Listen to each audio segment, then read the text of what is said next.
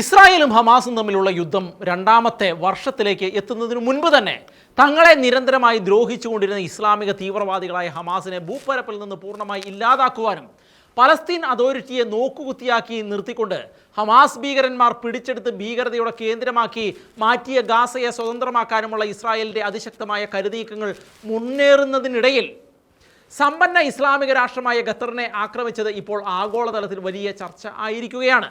Hamas എന്ന ഭീകര സംഘടനയുടെ ആവിർഭാവം മുതൽ അവരുടെ തലതൊട്ടപ്പന്മാരായ ഭീകരന്മാരെല്ലാം ഖത്തറിൻ്റെ ആശീർവാദത്തോടെ ദോഹയിലും മറ്റുമായി തമ്പടിച്ചായിരുന്നു ഹമാസിനെ നിയന്ത്രിച്ചുകൊണ്ടിരുന്നത്. അവരിൽ അവശേഷിക്കുന്നവരെ തീർക്കാനാണ് ഇസ്രായേൽ രണ്ടും കൽപ്പിച്ച് ദോഹയിലേക്ക് ആക്രമണങ്ങൾ അഴിച്ചുവിട്ടത് എങ്കിലും അതിന് ഇപ്പോൾ പുറത്തു വന്നിരിക്കുന്ന മാനങ്ങൾ പലതാണ്. ഇസ്രായേലിനെ ഇല്ലാതാക്കാൻ സദാ അരയും തലയും മുറുക്കി കാത്തിരിക്കുന്ന ഇറാൻ എന്ന ഭീകര രാഷ്ട്രത്തിൻ്റെ ചിരകാല സ്വപ്നം പോലെ അറബ് രാജ്യങ്ങൾ സംയുക്തമായി നിന്ന് ഇസ്രായേലിനെതിരെ യുദ്ധം ചെയ്യുന്ന സാഹചര്യങ്ങൾ പലതുകൊണ്ടും വർക്കൗട്ട് ആകാൻ സാധ്യതയില്ല എങ്കിലും ഇസ്രായേലിൻ്റെ എതിർപക്ഷത്തേക്ക് ഇറാൻ്റെ ഒപ്പം കൂടുതൽ ഇസ്ലാമിക രാഷ്ട്രങ്ങൾ അണിനിരക്കാനുള്ള സാധ്യതകൾ ഇപ്പോൾ തള്ളിക്കളയാൻ കഴിയില്ല എന്നുള്ള റിപ്പോർട്ടുകൾ പുറത്തു വരുന്നുണ്ട്. അങ്ങനെ പശ്ചിമേഷ്യ ചില രാഷ്ട്രങ്ങളുടെ സംയുക്ത പടക്കളമായി മാറാനുള്ള സാധ്യതകൾ മുറുകുന്നതിന് ഇടയിലാണ് പോളണ്ട് കേന്ദ്രമായി റഷ്യക്കെതിരെ നാറ്റോ പടയൊരുക്കം നടത്തുന്നു എന്നുള്ള വിവരങ്ങൾ ഇപ്പോൾ പുറത്തു വരുന്നത്. അതിപ്പോൾ കടുത്ത യുദ്ധസൂചനയായി മാറിയിരിക്കുക കൂടിയാണ്. റഷ്യക്കെതിരെ നാറ്റോ രാജ്യങ്ങൾ രംഗത്ത് ഇറങ്ങിയാൽ കൊറിയയും ചൈനയും അടക്കം അതിശക്തരായ രാജ്യങ്ങൾ റഷ്യക്കൊപ്പം അണിനിരക്കുകയും ചെയ്താൽ ലോക ജനതയുടെ മുമ്പിൽ എത്തിയിരിക്കുന്നത് ഒരു മൂന്നാം ലോക മഹായുദ്ധത്തിൻ്റെ കേളികൊട്ട് തന്നെയായിരിക്കും എന്നുള്ളതിൽ ഒരു സംശയവുമില്ല.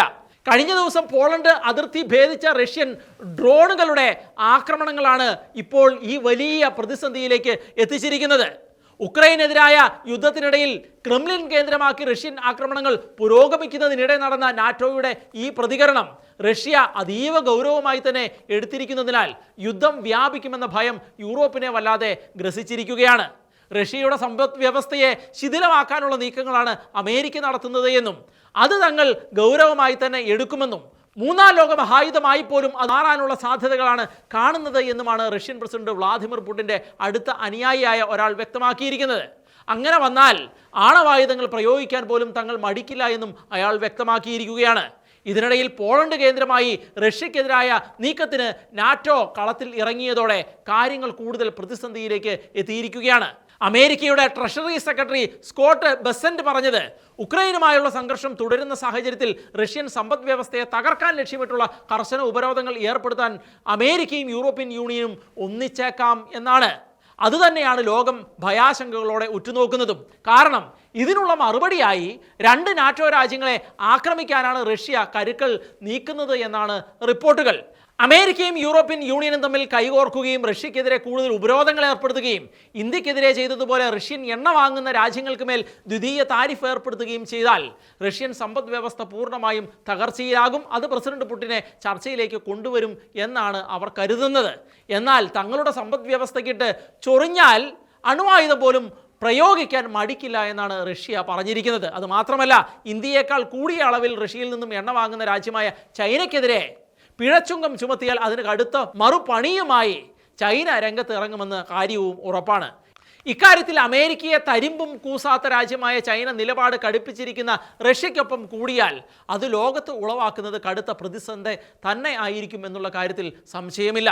ലോകത്തിലെ ഏറ്റവും വലിയ ആണവായുധ ശേഖരം റഷ്യയുടെ കൈവശമുള്ളതിനാൽ കിഴക്കൻ യൂറോപ്പിൽ വർദ്ധിച്ചു വരുന്ന സംഘർഷങ്ങൾക്കും ആണവായുധങ്ങൾ പ്രയോഗിക്കാനുള്ള സാധ്യതകളെക്കുറിച്ചുമുള്ള വർദ്ധിച്ചു വരുന്ന ആശങ്കകൾക്കും ഇടയിലാണ് ഈ വാർത്തകൾ പുറത്തേക്ക് വരുന്നത്.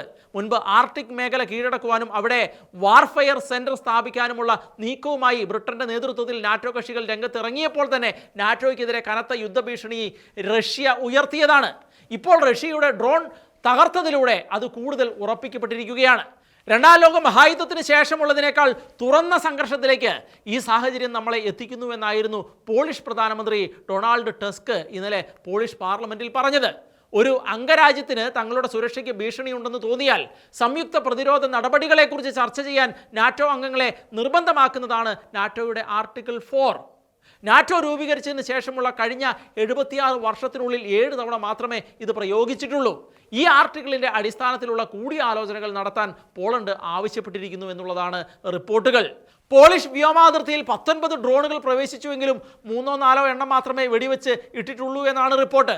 എന്നാൽ പോളണ്ടിലെ ലക്ഷ്യങ്ങൾ ആക്രമിക്കാനുള്ള ഉദ്ദേശമില്ലായിരുന്നുവെന്ന് ഈ വിഷയത്തിൽ പോളിഷ് പ്രതിരോധ മന്ത്രാലയവുമായി കൂടിയാലോചിക്കാൻ തയ്യാറാണ് എന്നും റഷ്യൻ പ്രതിരോധ മന്ത്രാലയം പറയുന്നു. അലാസ്ക ഉച്ചകോടിക്ക് ശേഷം ട്രംപിൻ്റെ നീക്കം റഷ്യയ്ക്ക് ആഭിമുഖ്യമായി ഉള്ളതാണ്. എന്നാൽ നാറ്റോ അംഗരാജ്യങ്ങളുടെ അമിതാവേശം വലിയ പ്രതിസന്ധിയിലേക്കാണ് കാര്യങ്ങളെ കൊണ്ടുചെന്ന് എത്തിച്ചിരിക്കുന്നത് എന്നുള്ളതാണ് റിപ്പോർട്ടുകൾ സൂചിപ്പിക്കുന്നത്.